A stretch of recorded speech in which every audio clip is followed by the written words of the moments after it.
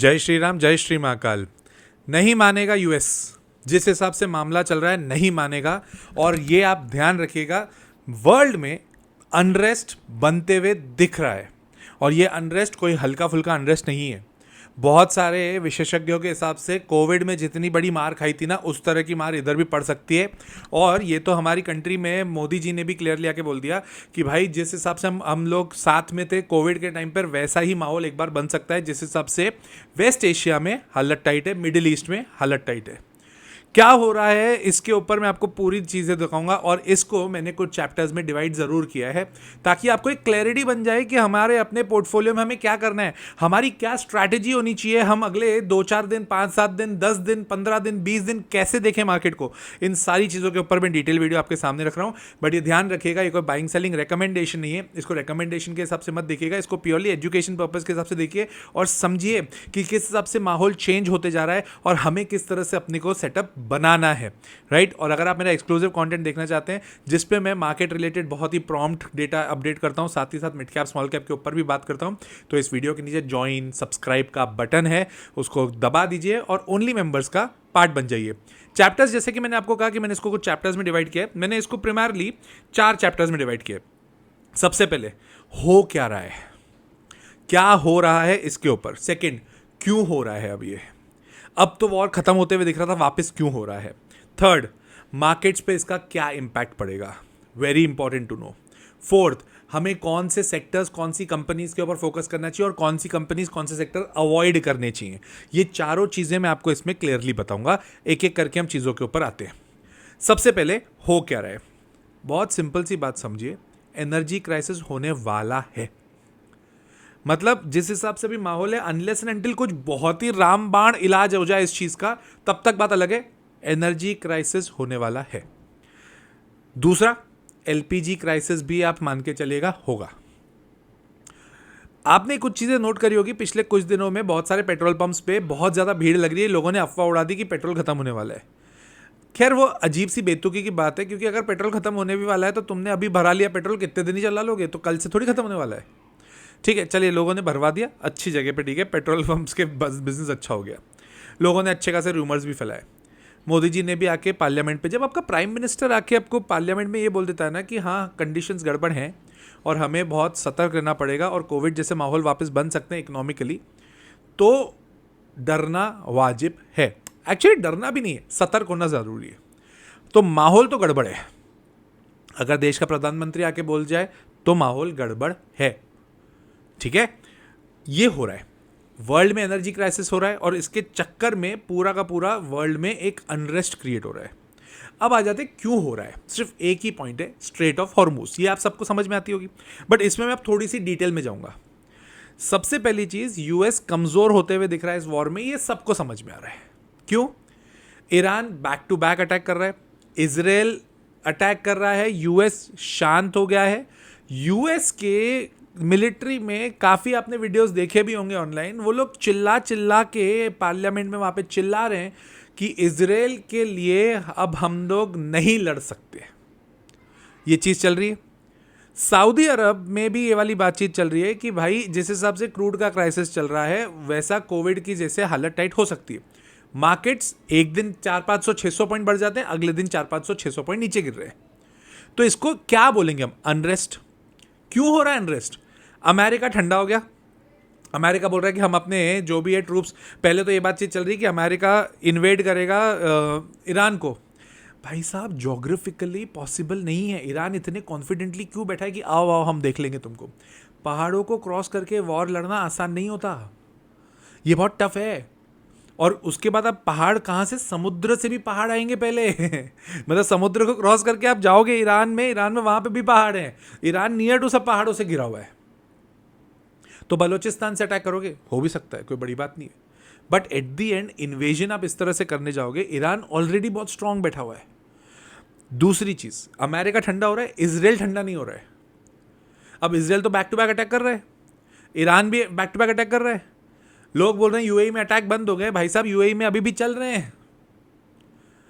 लोगों से आप बात करो, वहां पे आवाजें आ रही हैं, मतलब आवाजें जैसे इंटरसेप्टर की आ रही है, बट इंटरसेप्टर क्या डेब्री गिर रही है। अभी रिसेंटली कथा बड़ा 2 लोगों की डेथ हो गई उस चक्कर में यार। अब वो भी देखना तो खतरनाक चीज हो गई ना। उसके बाद में यूएस ने आगे बढ़ के हाथ बढ़ाया कि हम वॉर को रुकवाते हैं, सेटलमेंट कर ले। ईरान ने बोला हाँ कर, कोई दिक्कत की बात नहीं, मैं शर्तें बताता हूं, उस पर करेंगे। और शर्तें इतनी खतरनाक लगी है ना, एकदम लग रहा है कि ईरान डोमिनेट कर रहा है। पहला क्या बोला कि भाई साहब तुम गल्फ में जितने भी तुम्हारे यूएस के बेसिस है उसको बंद करोगे। गल्फ में जितने भी इनके हिजबुल्ला के हैं, हिजबुल्ला के जो वो हैं, वो बंद नहीं करेंगे। ईरान के बेसिस बंद नहीं होंगे, यूएस के बेसिस बंद होंगे। ये ऐसी बात कौन करता है? जो डोमिनेट कर रहा है। ठीक है। तीसरा, इन्होंने क्लियरली बोला है अमेरिका को गारंटी लेनी पड़ेगी कि इजराइल हमारे पे अटैक नहीं करेगा और अमेरिका भी अब हमारे पे अटैक नहीं करेगा। मतलब वहां पे शील्ड बना दी कि तुम अटैक नहीं कर सकते। कंडीशन देखते जाना क्या खतरनाक बोली है। चौथा, यूएसए जितनी भी कंट्रीज में इसने सैंक्शंस लगाए हैं ईरान के अगेंस्ट वो हटाए। मतलब ईरान किसी को भी तेल बेच सकता है। ठीक है, ये हो गया। उसके बाद वॉर में जितना इंफ्रास्ट्रक्चर का नुकसान हुआ है उसकी भरपाई करेगा यूएस। ठीक, मिसाइल का जो प्रोग्राम इनका ईरान का चल रहा है वो चलते रहेगा, उसको कोई नहीं रोकेगा। ठीक, उसके अलावा स्ट्रेट ऑफ हॉर्मुज पे इनका कब्जा रहेगा और तुम किसी को भी स्ट्रेट ऑफ हॉर्मुज से निकलना है तो वहां पे उनको टोल की फीस भरनी पड़ेगी, और वो करोड़ों की है। आप एक बार देखोगे ना तो आपको समझ में आएगा भाई क्या डोमिनेट कर रहा है ईरान, बहुत ही स्ट्रांगली। इनफैक्ट स्ट्रांग डोमिनेशन बोलते हैं इसको। अब अमेरिका मानेगा क्या? ये एक बहुत बड़ी गुत्थी है। मेरे को नहीं लगता अमेरिका मानेगा। अमेरिका मान लिया तो ये एकदम इतनी कस के हार हो जाएगी ना अमेरिका की। तो अमेरिका हार मानते हुए तो नहीं दिख रहा, घुटने टेकेगा नहीं अमेरिका। मतलब कुछ ना कुछ उथापा जरूर होगा, और अगर उथापा हुआ तो अभी के हाथ जो अभी जो स्ट्रांग है ना वो ईरान है। तो ईरान स्ट्रेट ऑफ हॉर्मुज पे और कब्जा बनाएगा। स्ट्रेट ऑफ हॉर्मुज पे कब्जा किया तो क्रूड ऑयल पे कब्जा हुआ। क्रूड ऑयल पे कब्जा हुआ मतलब क्रूड महंगा हुआ। क्रूड महंगा हुआ तो इन्फ्लेशन बढ़ेगा। इन्फ्लेशन बढ़ेगा, पूरी वर्ल्ड की इकोनॉमी पर इंपैक्ट आएगा। यही डर है जो मोदी जी के लिए भी बोल रहे हैं कि अपन हालत क्राइसिस में गड़बड़ होगी।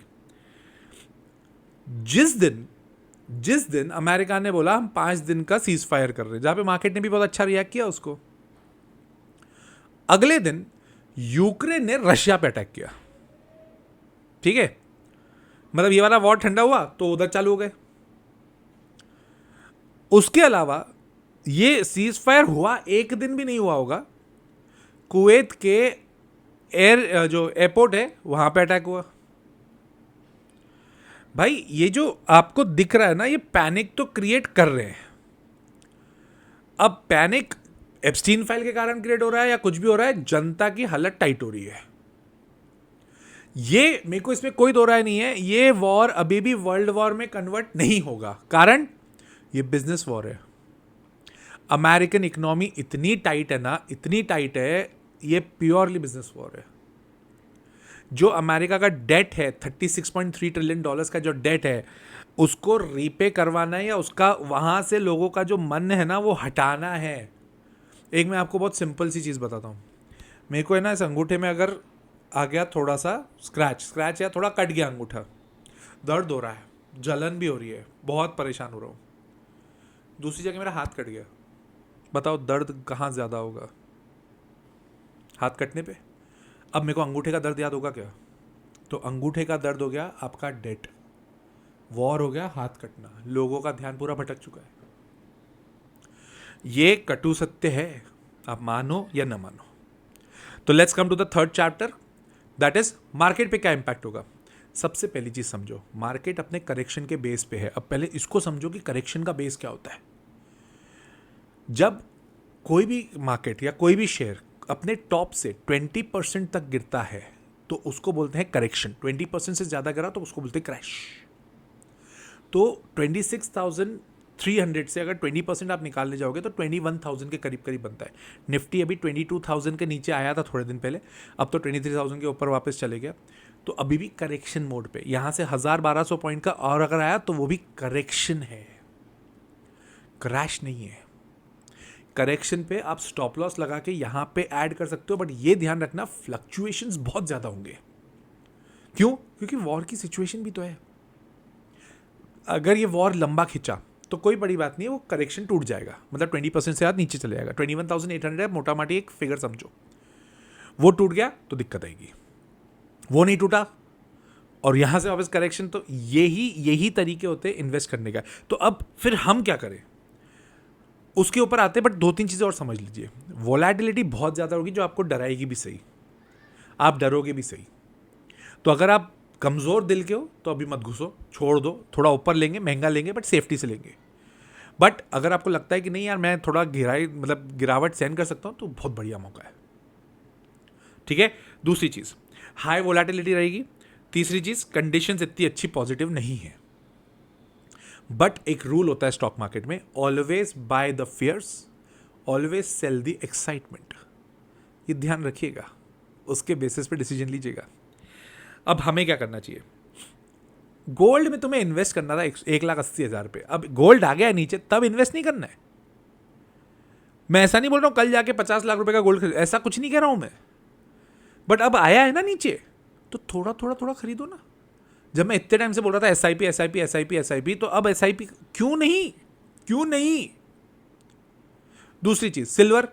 अगर आप 10,000 रुपए की SIP करते हो, पहले आप कर रहे थे 5,000 रुपए का गोल्ड, 5,000 रुपए की सिल्वर, अब कर दो 7,000 रुपए का गोल्ड, 3,000 की सिल्वर, क्या प्रॉब्लम है? सर सिल्वर और नीचे आ गई तो, अरे भाई 4,20,000 से 2 लाख में आ गई है, और क्या करोगे तुम लोग? और अभी भी नहीं तो कब? Think about it. इसके अलावा फोकस ऑन डिफेंस। डिफेंस में आप लोगों को 2 कंपनियां पता है जिसमें मैं बहुत इंटरेस्टेड रहता हूं, वो आपको सबको पता है। कमेंट करके बताना मेरे को कौन सी वो कंपनीज है।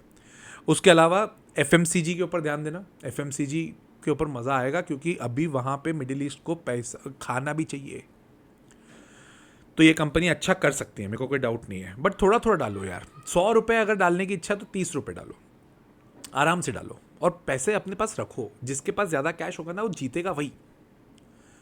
क्या अवॉइड करना चाहिए? सबसे पहली चीज़, पैनिक सेलिंग अवॉइड करना।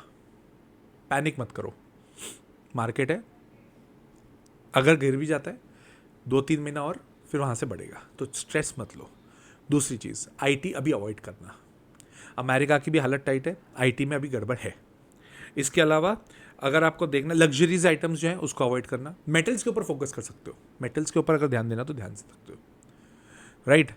पैनिक मत करो यार, मार्केट है, होता है ये सब चीज़ें, बट ओवर इन्वेस्टेड भी नहीं रहना। इतनी अगर डिटेल में सीखना है तो मेरा कोर्स है, आप सबको पता है, द लॉजिकल इन्वेस्टर, जिसमें मैं ये सारी चीज़ें एकदम डीप में सिखाता हूँ। ये बात तय है कि डर आपका ख़त्म कर देता हूँ मैं, मेरे को ये पता है, क्योंकि हम लोग इतनी डिटेल में पढ़ते हैं, हम हर हफ्ते पोर्टफोलियो बनाते हैं, बहुत मज़ा आता है, और लाइव होता है, मैं सबसे बातचीत करता हूँ, क्योंकि मेरा ये मानना है, थोड़ा मैं ओल्ड स्कूल हूँ इन सब मामलों में। मेरे को ऐसा लगता है कि मैं आप लोगों से बात नहीं करूँ ना, तब तक मेरे पढ़ाने का कोई मतलब नहीं है। सिर्फ वीडियो के बेसिस पे मैं आपको बता दूँ तो मैं यूट्यूब पे वीडियो डाल ही रहा हूँ ना यार, फिर पढ़ाने का क्या मतलब? तो the course the logical investors में fundamental, technical analysis, geopolitics, और उसके बाद वॉर, इलेक्शंस, ये सारे चैप्टर्स उसमें कवर होते हैं। बहुत मज़ेदार कोर्स होता है, बहुत अलग लेवल का है, मैं आपको गारंटी से बोल सकता हूँ ऐसा कोर्स कहीं मिलेगा नहीं आपको। तो स्क्रीन पर नंबर है, कॉल करके रजिस्टर करा लीजिए। अभी नई बैच चालू हो रही है, तो accordingly you will be there in the live class only, right. तो मिलता हूँ मैं अगले वीडियो में। कमेंट करके बताइएगा, और कौन से कंपनी पे डिटेल वीडियो चाहिए मैं ज़रूर बनाऊंगा। ये भी आपसे हो गए कमेंट पे ही था कि आपने सर वॉर के ऊपर अपडेट नहीं डाला है, वरना वॉर को तो मैं छोड़ चुका था, राइट। तो मिलता हूँ अगले वीडियो में। टिल देन, जय श्री राम, जय श्री महाकाल।